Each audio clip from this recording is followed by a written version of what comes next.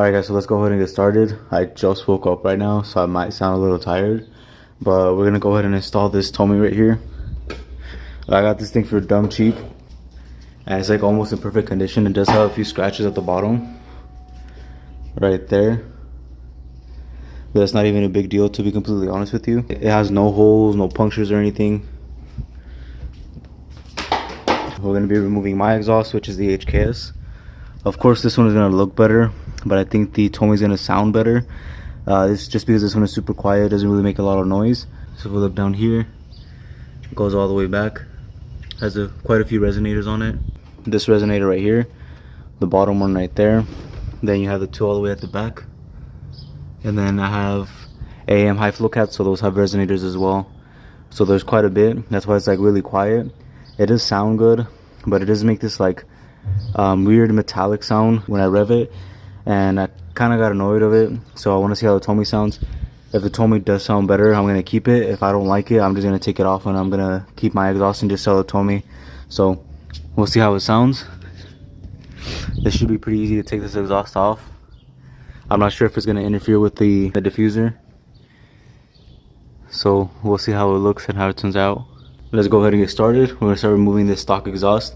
Once we have that off, then we're gonna go ahead and install the Tomei over here. I'm gonna be 100% honest with you. Like, one of the mufflers or the axle back itself is pretty much the same way as that.